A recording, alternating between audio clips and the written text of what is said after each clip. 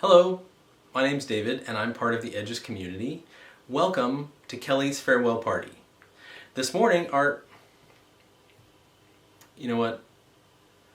Let's stop it right there. This is not working for me. This is supposed to be a party. Can we make this a little more festive, please?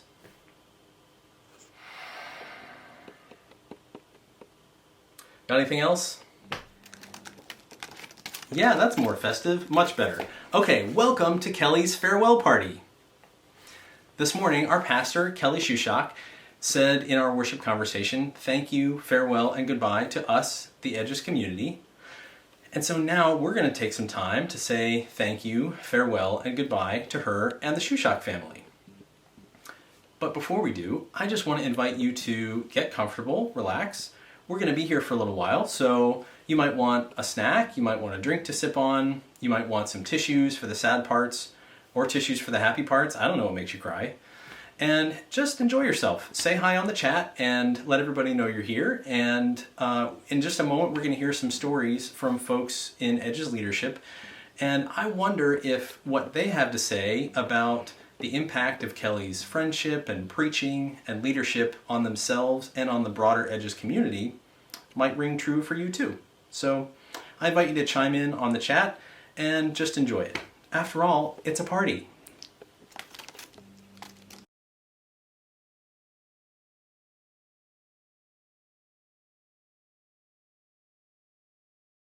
I don't remember the first time I meet people a lot, but I do remember the first time I met her. It was in 2011, and I was by myself. I just moved to Virginia from Texas for grad school, and I went to Blacksburg United Methodist Church on Church Street, the Church Street campus. I just was not even like a little kernel of maybe an idea with Reggie. And I walked into that Church Street, and Frank had invited me, so I kind of sat around them, and I found him after the service. I said, "Hey, Frank, thanks for inviting me." And he said, "Hey, I want you to meet Kelly." I met Kelly. She did one of those two-handed handshakes, and she said, "I had to go down, Kelly. It's so good to know you." And I remember every word of that greeting, because it struck me that she said, "It's so good to know you." And for some reason that landed on me because I was in a new place and I didn't feel known. And instead of just wanting to meet me, she said she wanted to know me. But God, like she knows people and she knows God, and she bridges those two in like a wildly risky, sacred, out of the box way. And I'm so grateful for it. I think I spent a long time trying to do like follower of Jesus right. And I felt really discouraged by all the ways I wasn't seeing that done very well by people who claimed to be doing it. And so I thought, well, I must be doing it wrong. And I think I spent a lot of energy and time spinning my wheels, to which Kelly sort of spoke into my life really early on in being part of the Edges community, that whatever the way is that you connect with God is your way of connecting with God. There isn't a wrong way to do that, and there isn't, a checklist of things that God expects from you in that. And so I think it was a big flip of the switch for me from trying to box in my life to look a certain way versus the affirmation that she offered, which was the way that I developed intimacy in my own relationship with Christ is a beautiful way to do that and to lean into that. And for me, that was what I call intellectual assent. It's thinking about God. It's reading books about God. It's talking to folks about God. A lot of my worship is in my wondering and in my asking and in my conversation. And nobody affirmed that for me before Kelly. I think people thought, oh, that's great that she's curious, right? But nobody affirmed it. Nobody said, like, lean in here. Like, this is where you're going to find God, and God will find you here. I will build my life upon personally, for me, another thing that Kelly's pastoral leadership has done is just allowed me to be way more honest than I've ever been about my faith and where I was. I think for a long time, I just believed what I had been told to believe. And, it wasn't until I was almost 30 years old and going to Edges that I started to say, I don't have to believe these things exactly this way, or I don't have to be so firm in my answers. But it's not because Kelly tells us that that's okay. It's because she models it. It's because she grapples and she struggles and she is authentic about where she's having a hard time.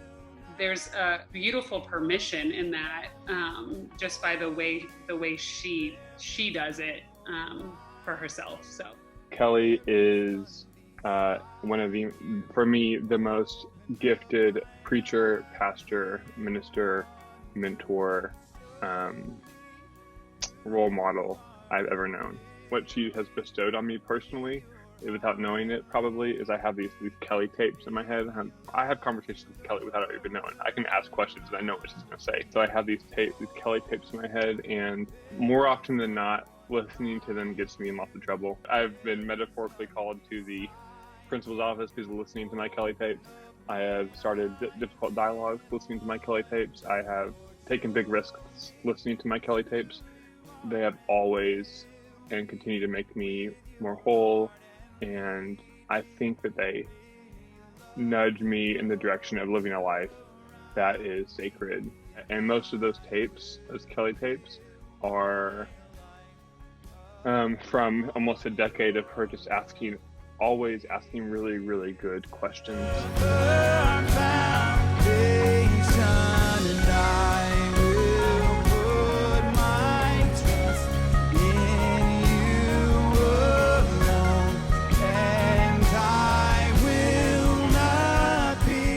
She has asked some of the best questions anyone has asked me in my life. And she has not just asked them, but she's listened intently. And she's listened with almost like a sacred ear, I think is the best way to put it. And she's called out some of the things in myself that I haven't wanted to listen to before. And that's for better or for worse. You know, she's called out some of the truths about who I am that I've wanted to bury and I haven't wanted to face. And she's called out some of the truths of who I am that have been seeds into me becoming something new in really beautiful ways that wouldn't have been otherwise. So on your love, it is a firm foundation. For a long time, I thought in college and earlier that your Sunday relationship with God, or like what worship could look like, was kind of on a scale between emotional and intellectual, if that makes sense. Like I've been to services that have been really hit me in my heart and have driven a lot of emotion for me and like helped me process things and things like that. And then I've been in services that have really challenged the way I think about things and really tried to elevate how I think about God. And I think that Edges somehow does both of those things, where with Kelly's leadership, like it's a fully intimate and vulnerable way to worship God that invites you to use all of yourself, your emotions, to laugh or cry, honestly, in service, but also use the brain that God gave you to like think critically about things, have really come together in kind of a perfect harmony at Edges, where I always feel closer to God on an emotional and intellectual level.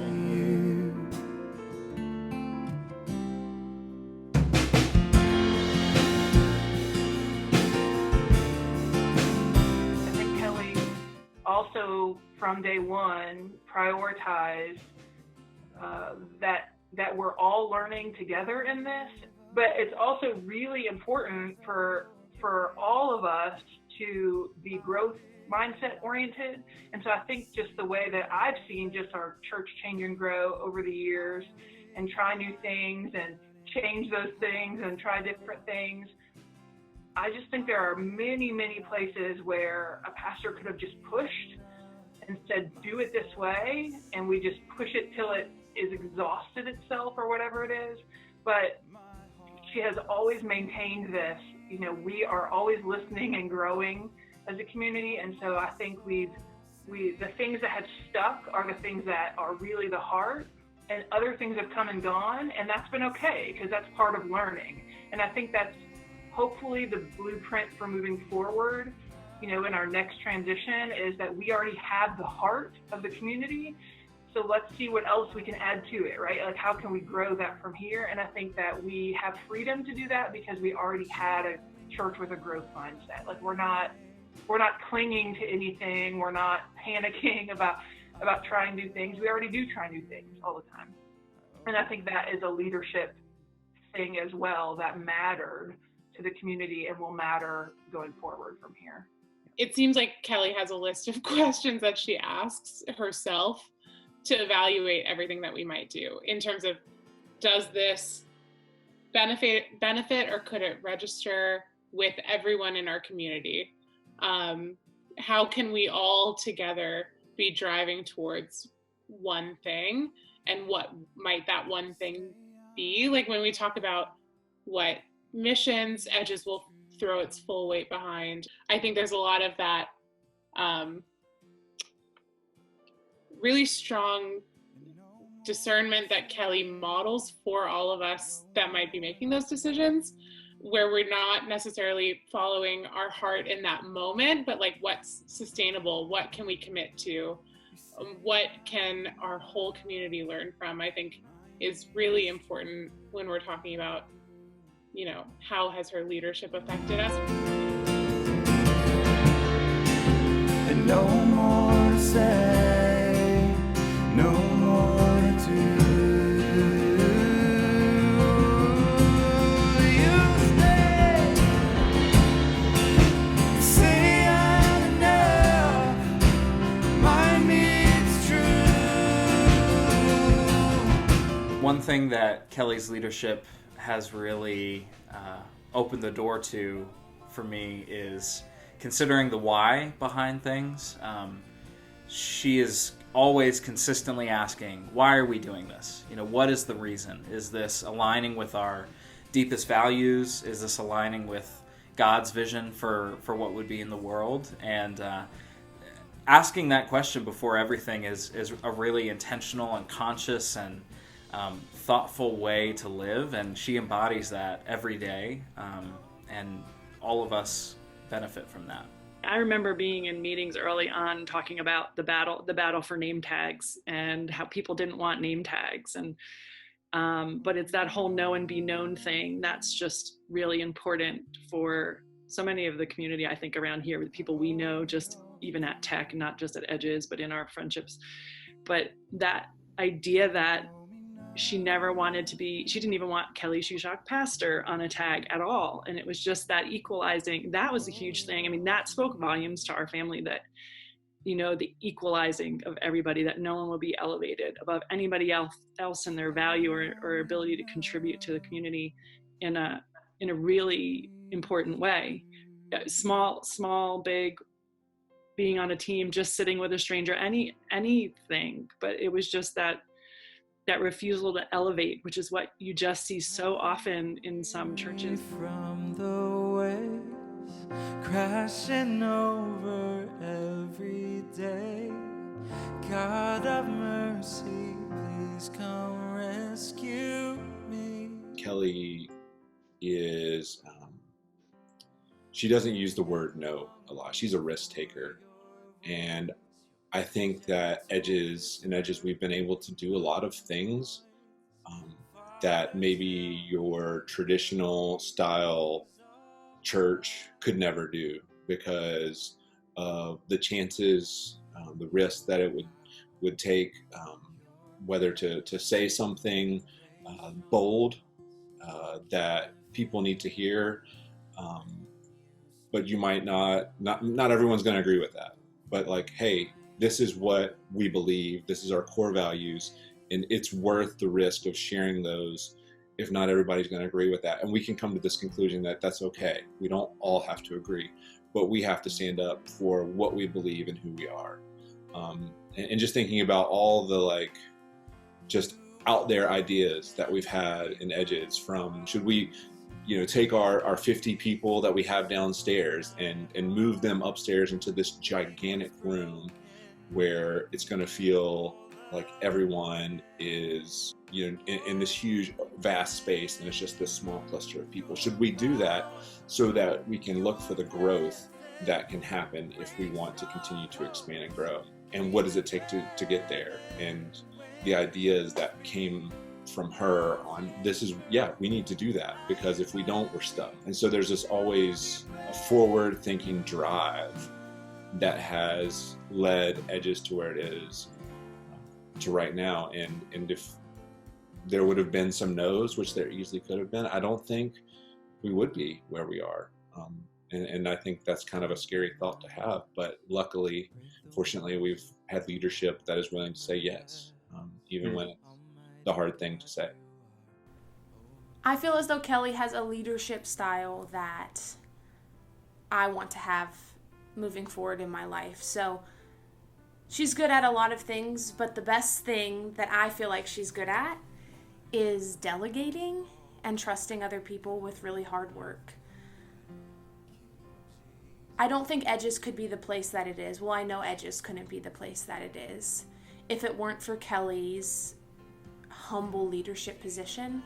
So for everything that happens at Edges, Kelly's working behind it, but she puts other people in front of it. She puts people in front to check herself to make sure that she's on track. She puts other people in front who have skills better than she does or different than she does, and she makes sure that everybody's voice is heard through it all. And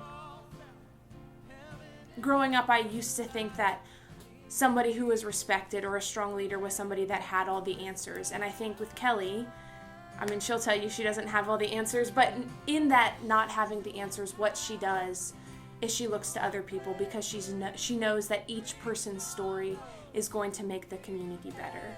And each person's story is going to change the way that Edges works. And we need all those stories to have a community that can accept everybody.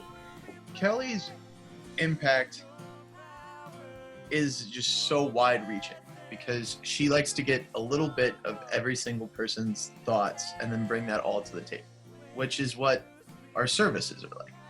I can think of a couple instances of where she's either reached out to a minority group to bring them into the conversation, or where she's just reached out to an odd assortment of people, just so that when we use videos in church, that there's different answers that are brought that then give us more conversations to have. She just has this ability, I mean, it's really her inclusive nature to make sure that all voices, as many voices as possible, are included.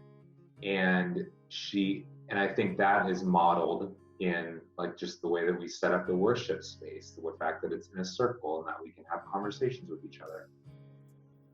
But I don't think I've ever seen someone truly that is like as maybe comfortable with like a shared leadership model as she is. And someone like, I think I personally try to do that as much as I can, even in my work life. But sometimes I get frustrated because I'm like, consensus takes longer. But she is just so patient, and I think values that so much that it's just it's become a part of the Edges way, because that's how she leads.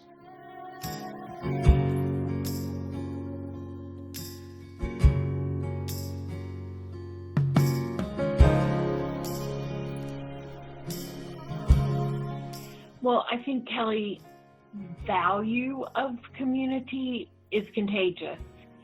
I think that you can't be around her without believing that the whole is greater than the individual, that what we can do together is always going to be better than what one person can do alone.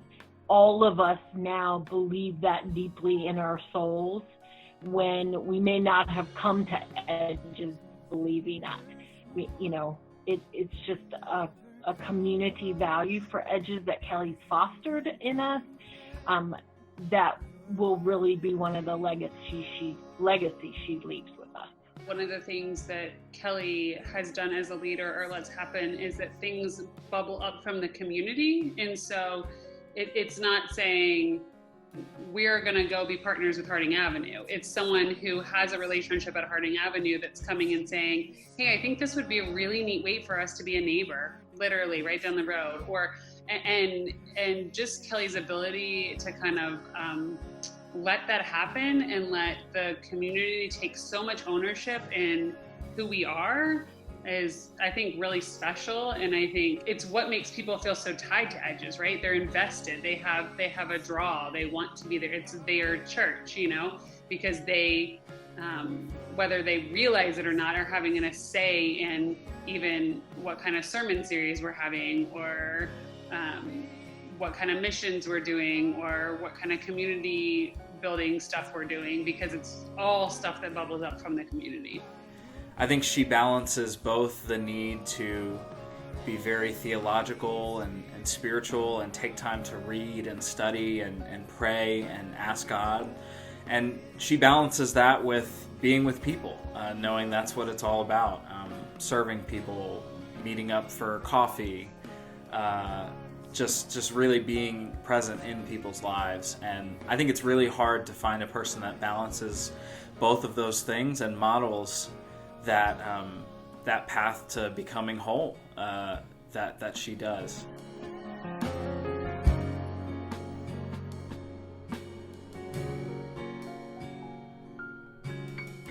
In church, sometimes we throw around this word of like a prophet or a prophetess, and you know, like we get this idea that that's someone who can like see the future or see something, but like really all of someone who is prophetic does is they like bring light to the current situation, and they can say, this is what is going to happen, you know, and it's not has nothing to do with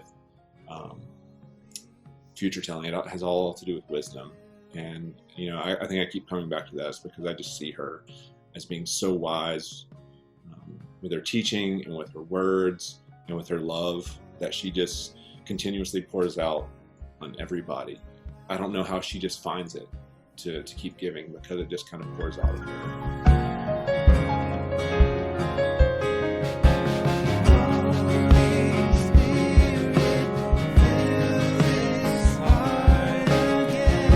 I'll be honest, when I first started with Edges, Jackie and I were pretty much removed from church for probably 6 years.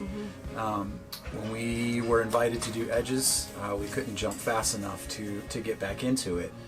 But the funny thing is, it may not even have been for the right reasons. You know, we just, I think at that point, we just kind of loved music. Yeah, definitely. Our relationship with God was not there. And at first it showed with the music, I feel like. A lot of times I would just refer back to songs that I used to do, you know, in the probably early 2000s, and I wasn't a deep thinker, so I just was pulling from things that we knew and didn't have any real drive or real direction for what we were doing. You know, initially when songs were being chosen for worship, there was no worship planning team. There was no, nobody knew what sermons were coming. Nobody really knew what the topics were going to be until we all showed up on Sunday morning. So in a sense, I really wasn't sure what I was picking the music for. So there was no direction there, really. I just kind of picked things that I thought I liked to play and liked to sing, so maybe the congregation did too. One of the big turning points was actually from a sermon. I don't remember the details and don't remember the topic, but y'all might remember Daryl McCallum. He preached a sermon and he brought a song to me called "All the Poor and Powerless" by All Sons and Daughters, and this was a huge turning point. We were still downstairs at this point, so we were still a young church, a young community. But when he brought this to my attention, it just opened up a whole new realm of things to consider and things to look at. And it was probably one of the first times that I consulted directly with with the pastor on what was going to be preached and the songs that we were going to sing and why.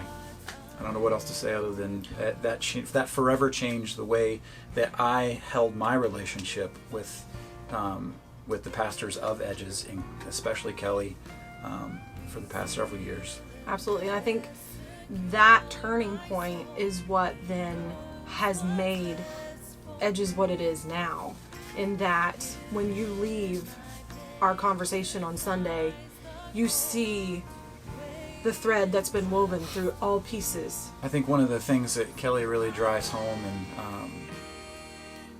is a big part of the reason why we pick the songs and do the songs that we do is we want to make sure everything is scripturally sound. Not only, I mean, there's a lot of things about that. We want to. There's a lot of songs out there and things that use a lot of flowery language and use some words that people don't even necessarily know what they are. And I think the culture that we've created is just very important to know what we're singing, and not only what we're singing, but why we're singing it. So if we can always refer back to a passage in the Bible or point people to a specific place in the Bible that we can talk about the lyrics of a song, where it came from, I think it's very helpful in just understanding the message. Yeah, and Kelly's been a huge driving force for that, because Kelly and Brian work together a lot every week to make sure that her message and the music we're presenting to the congregation are, like Brian said, scripturally sound, and that link and mesh together. There's been a lot of weeks where, Brian's just going through his catalog of songs, and him and Kelly will have some really deep theological conversations over why a song would work and why one isn't quite right. So, she's been a huge driving force in the music that we've presented to our congregation.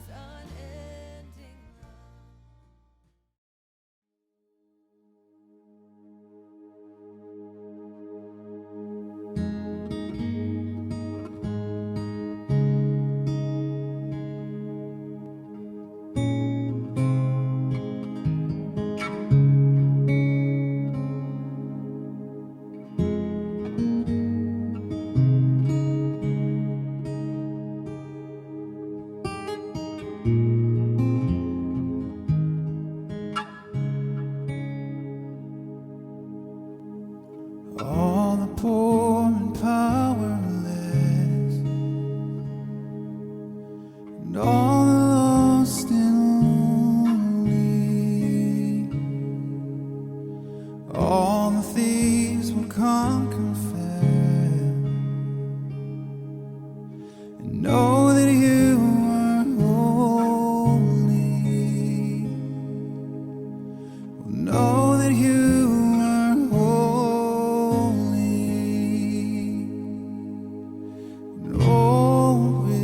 Sing out hallelujah, and we will cry out hallelujah.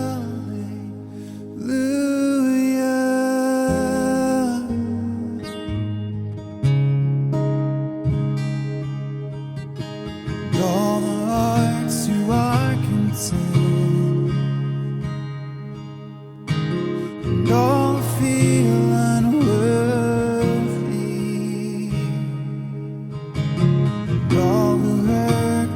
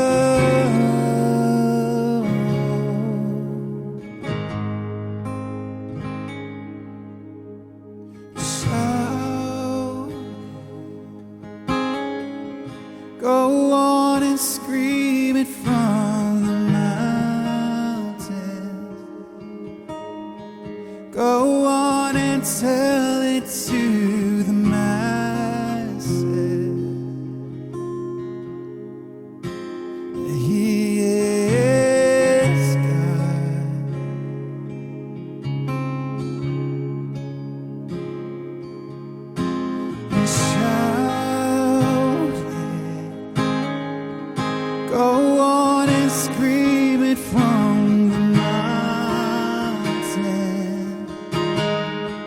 Go on and tell it to the masses that He is God.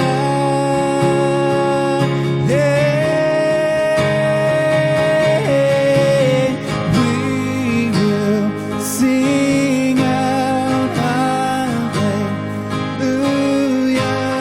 We cry out hallelujah. We will sing out hallelujah, God.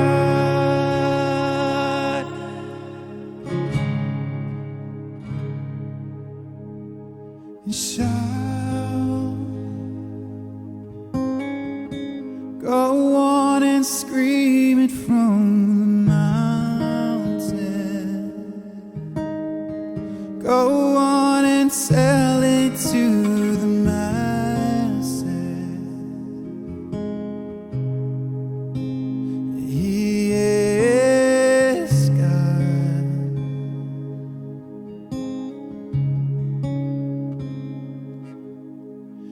We will sing out hallelujah. We will cry out hallelujah. We will sing out hallelujah, God.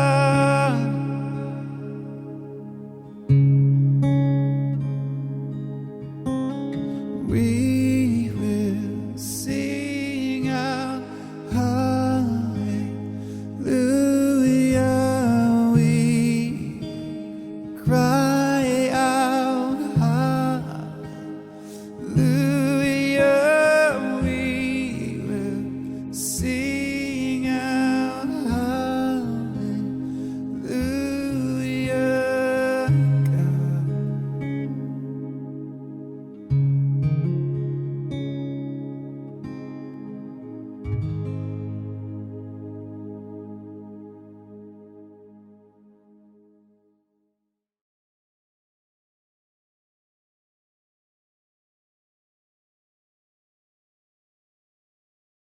Tips for picking blueberries as metaphor for how to live your life. Start early in the day. Be gentle. If berries don't come off with a light touch, then they're probably not ripe. Plan on spending much of your time stooping or even on your knees, because that's where the berries are. Don't worry if the berries stain your fingers blue. It comes off. Smaller berries are just as tasty as larger berries.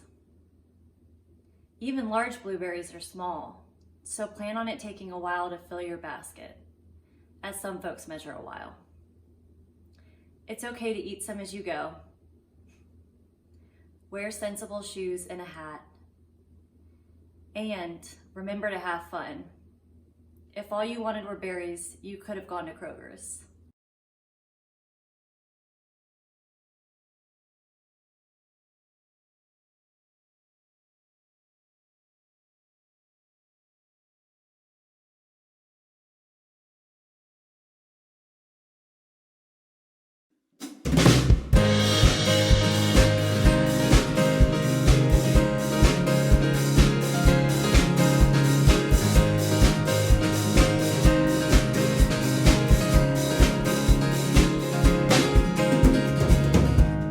When we were lost once, you were the shepherd that carried us. When we were prodigals, you ran to meet us with open arms, and we can't hold back our praise. When we were refugees, you were the one who took us in.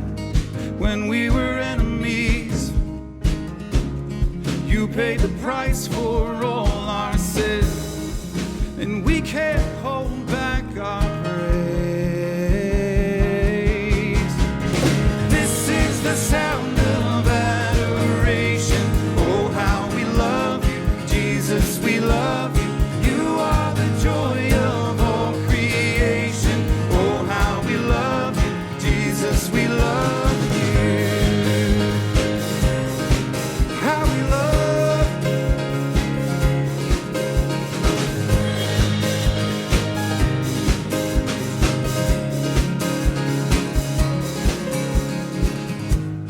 You are the risen one. You conquered death and made a way. You sang a freedom song. Now we're dancing on our chains, and we can't hold back our praise. This is the sound of adoration. Oh, how we love you, Jesus, we love you. You are the joy of all creation. Oh, how we love you, Jesus, we love you. How we love you. Oh, how we love you.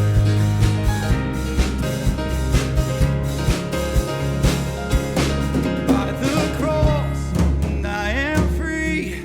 Your grace changes everything. And I was blind, and now I see. Your grace changes everything. Oh, by the cross, and I am free.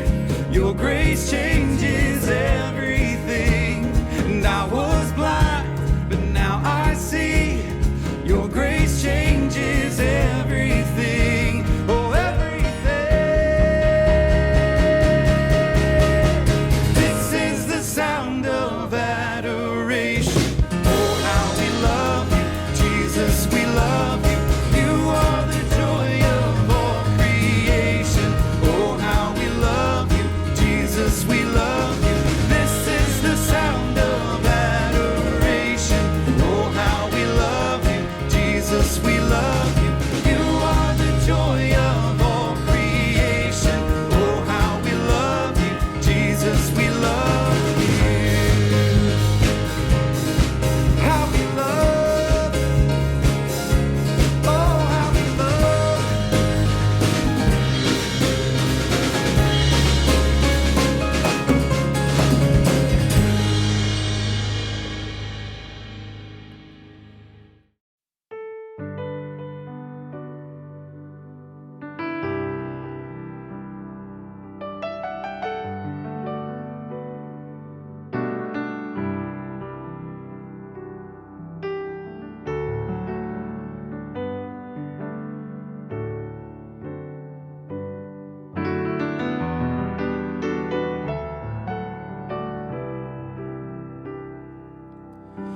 And blessed are the ones who do not bury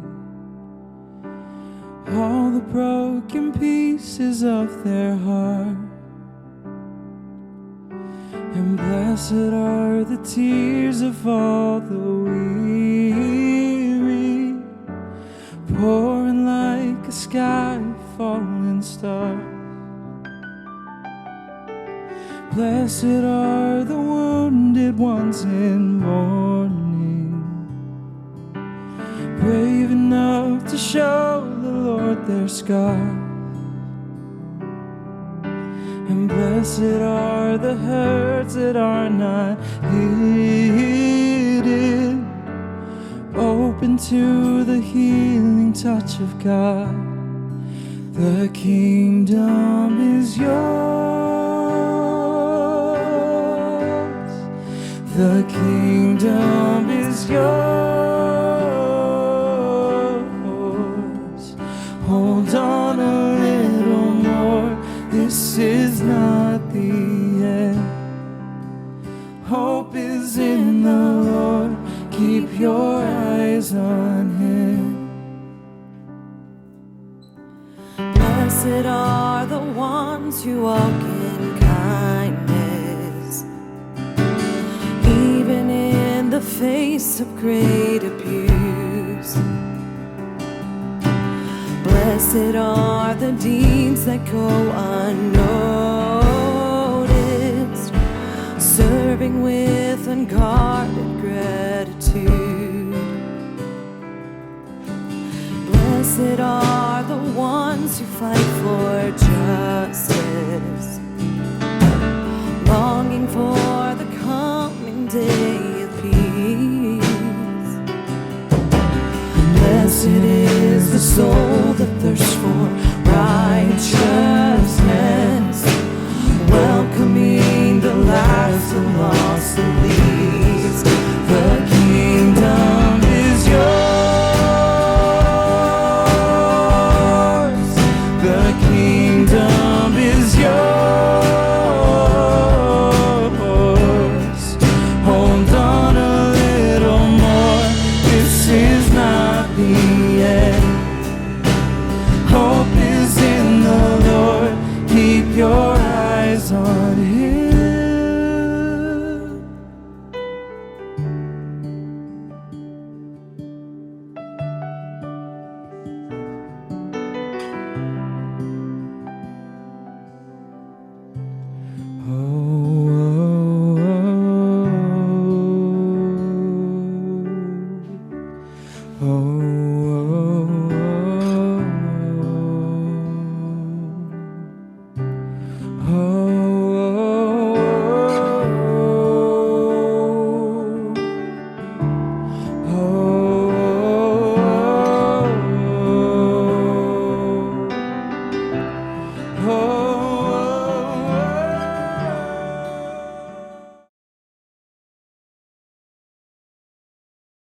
Hey, Kelly, I'm pretty excited that even I get to participate in congratulating you on 8 years as pastor of Edges.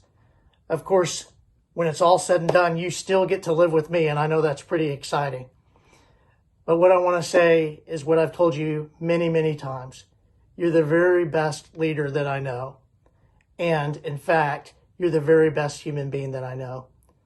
I have grown so much spiritually because of you, and you will be my forever pastor. I'm looking forward to many, many great moments together in the years ahead. Love you.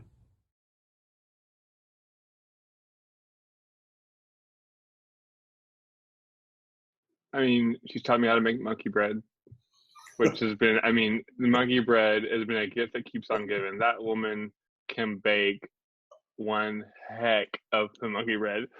She also taught me that not to joke around with her when she's wearing zipper pants and fringed sleeves. So that's a little word of the wise. If she's wearing the fringed sleeves and zipper pants, it's not the day to joke. So, Joey, I want to ask you about something you may remember. It happened almost exactly 3 years ago. We used to have these Edges Echo nights, s'mores nights in the summer. Yeah. And I can recall one where there were some water balloons present. I think there was some like water balloon volleyball going on, but the water balloons weren't only used for water balloon volleyball. We're putting an image on screen right now, and I wonder if you would just talk us through what's happening here. Can you do that for us? Sure. Moments before, I had decided to splash Kelly with one of those water balloons, and I thought that was going to be the end of it. And we started our worship moment here. All of us are playing music together. Brian's got his guitar. I've got mine. Luke has this itty-bitty little toy keyboard.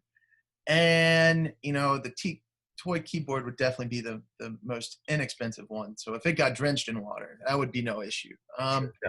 But, you know, Kelly decided to get revenge on the person who drenched her earlier. And no clue, sneaks up from behind. She drops it right on my head. Luke's expression here is priceless. If you zoom in on that, that's what's up. But then Kelly is running away because she knows that she has just,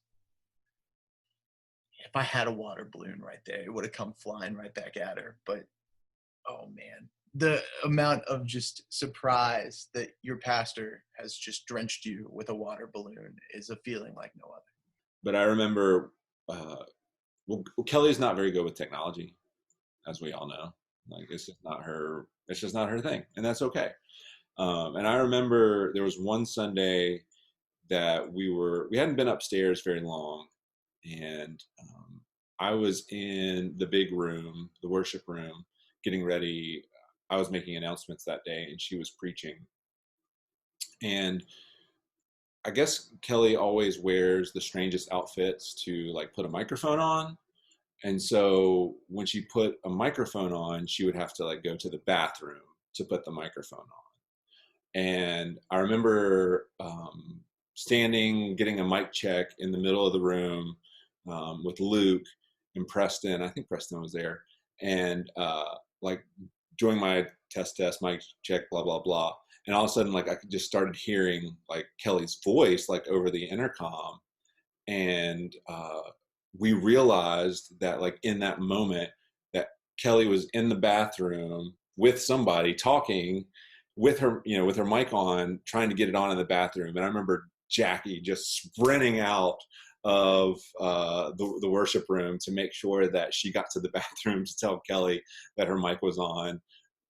One of my favorites is when Shannon and I were about to have our first kid, and we drove to the hospital. We texted Kelly and Chris Chittenden, and they showed up like in the midnight call as we were like in labor, and they were in the delivery room with us. Now ahead of time, Shannon and I made the decision that, hey, when we have the baby, we're just gonna have me and her in the room and not other people. Like we love other people. We just want it to be like kind of a sacred birth child, whatever. And so, but they were there, like, you know, it takes a while before that happens. And, you know, they were there for the pushing and for some crying and for some excitement and for some prayers and stuff. And then as like things picked up, slowly, like contractions were speeding up, like his baby was about to come, and like nurses were coming in, getting set up for the birth. The doctor's about to come in, like, and as things pick up pace, like you lose peripheral really vision, like you start zoning in on like the birthing process. And so little did we know, Kelly and Chris were like still in the room and had slowly just like phase by phase slunk into the corner of the room so they really wouldn't be seen, trying to fly under the radar. And so this baby's about to come out, and the doctor comes in to essentially catch the baby and is like, who are these two women?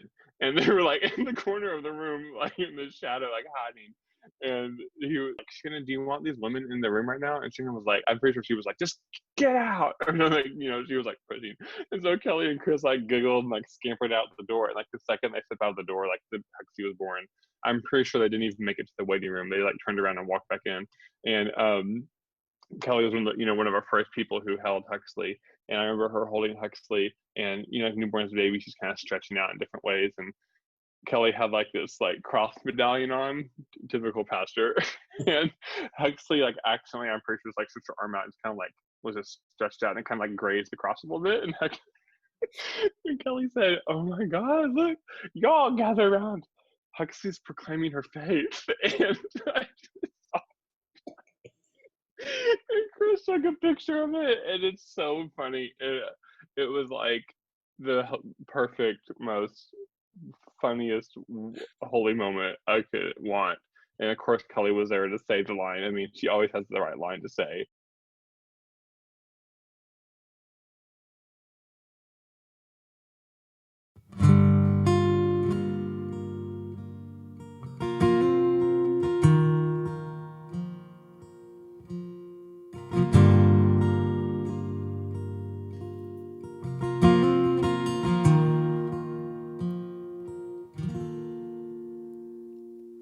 You will stay true even when the lies come. Your word remains truth even when my thoughts don't line up. I will stand tall on each promise you made. Let the rest fade away. There's a peace far beyond all understanding. May it ever set my heart at ease.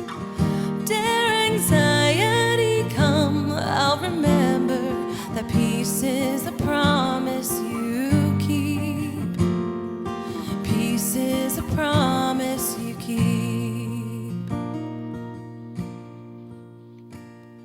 You will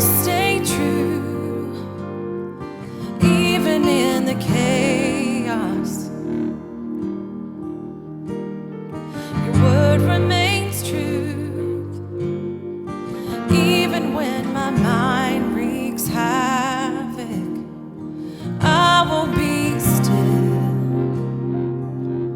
for I've known all along my Jehovah Shalom. There's a peace far beyond all understanding. May it ever set my heart at ease. What anxiety fails to remember, His peace is a promise you keep. Peace is the promise you keep.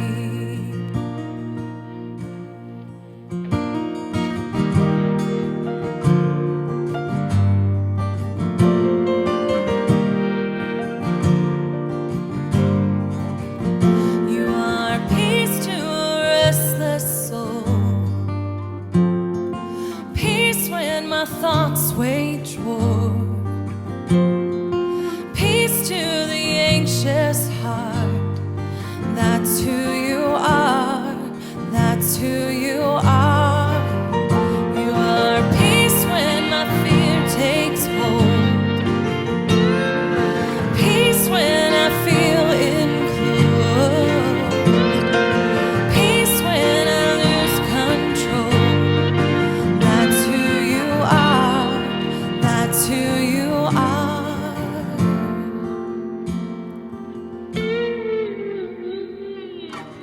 I found peace far beyond all understanding.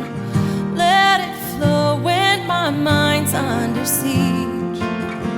All anxiety bows in the presence of Jesus, the keeper of peace. And peace is the promise He keeps.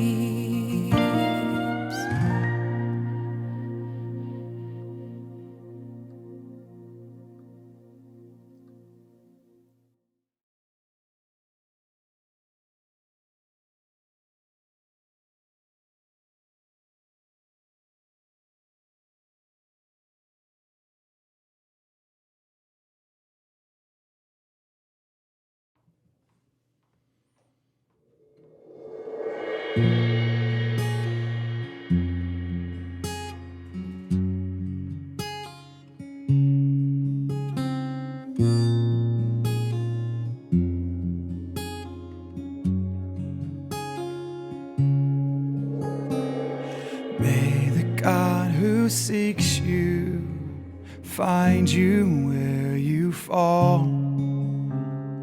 May the God who seeks you find you where you fall.